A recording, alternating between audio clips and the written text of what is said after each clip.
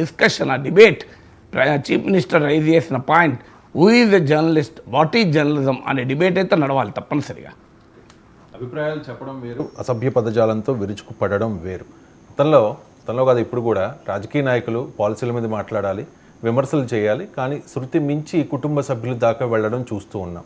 కానీ ఇప్పుడు జర్నలిస్టులు కూడా కొంతమంది కుటుంబ సభ్యుల మీద, అంటే ఎవరైతే తమకు పడదో, ఎవరి గురించి అయితే తాము తప్పుగా చెప్పాలని ఎవరో ఫోర్స్ చేసి చెప్పించారో వాళ్ళ కుటుంబ సభ్యుల మీద దాడి చేయడం. రేవంత్ రెడ్డి కూడా అదే ఆవేదన వ్యక్తం చేశారు. సార్, నా వరకు కాదు, కుటుంబ సభ్యుల మీదే దాడి దిగుతూ ఉన్నారు అని చెప్పేసి చాలామంది బాధితులు ఉన్నారు. సార్, నాకు తెలిసి మీరు కూడా ఒక బాధితులే.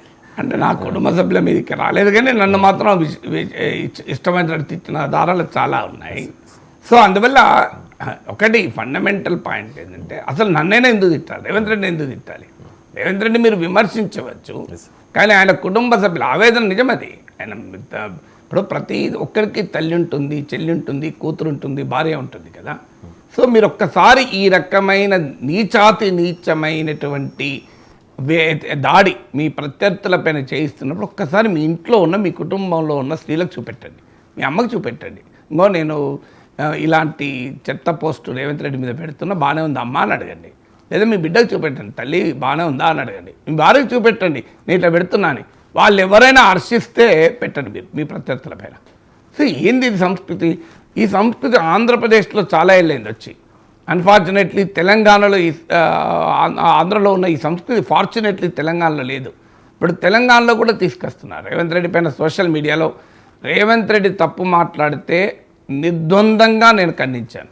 సో రేవంత్ రెడ్డి మీకు స్ట్రెచ్చర్ నుంచి మార్చరీకి పోతాడు అని అన్న రోజు ఇక్కడే కూర్చొని ఇది సరైన మాట కాదు, ఇది రేవంత్ గౌరవాన్ని ఇవ్వదు, కేసీఆర్కు సానుభూతి పెంచుతుంది అన్నాను.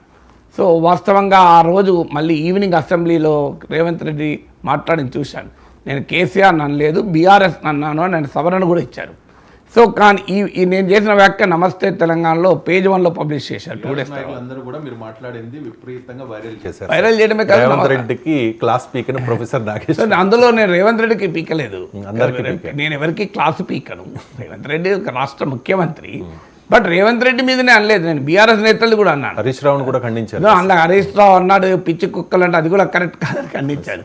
కానీ జర్నలిజంలో ఎలా ఉంటుందంటే వాళ్ళ అవసరమైన పార్టీ వాళ్ళు తీసుకుంటారు. నమస్తే తెలంగాణ పార్ట్ వాళ్ళు అవసరమైంది వరకే తీసుకున్నారు. నేను ఈవెన్ దిగజారడ పదం కూడా రేవంత్ రెడ్డి పైన లేదు, హరీష్ రావు పైన లేదు. నాకు ఇద్దరంటే గౌరవం అభిమానం ఉంది కనుక ఇద్దరిపైన దిగజారున పదం వాడలే. నేను అన్నది ఒకటే, రేవంత్ రెడ్డి గౌరవాన్ని ఇవ్వదు, కేసీఆర్కు సానుభూతి పెంచుతుంది. అయినా బీఆర్ఎస్ నేతలు కూడా అదే భాష మాట్లాడుతున్నారు. సో మార్చరీకి పోవడం అనేది తప్పైతే పిచ్చి కుక్క రైట్ అవుతుందా అన్నాను.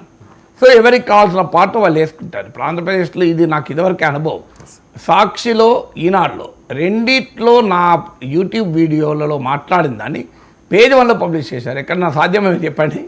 ఈనాడులో వస్తే సాక్షిలో రాదు, సాక్షిలో వస్తే ఈనాడులో రాదు. ఒక్క కె నాగేశ్వర్ మాట్లాడిందే ప్రముఖ రాజకీయ విశ్లేషకుడు ప్రొఫెసర్ నాగేశ్వర్ వ్యాఖ్య అని చెప్పి ఈనాడులో ఆంధ్రప్రదేశ్ ఎడిషన్స్ అంతటా పేజ్ 1 వచ్చింది. అమరావతి పైన మాట్లాడింది. నా ఇంటర్వ్యూ నాకు ఫోన్ చేసి అడిగి నా ఇంటర్వ్యూను అండ్ సార్ మీ వాయిస్ లాగా పబ్లిష్ చేస్తాడు చేయండి అన్నాడు. సాక్షులు కూడా పేజ్ 1లో వచ్చింది. కారణం ఏంటి? ఎవరికి నచ్చింది వాళ్ళు తీసుకున్నారు. దీన్ని బట్టి అర్థమయ్యేది ఏంటి? నాగేశ్వర్ మాట్లాడి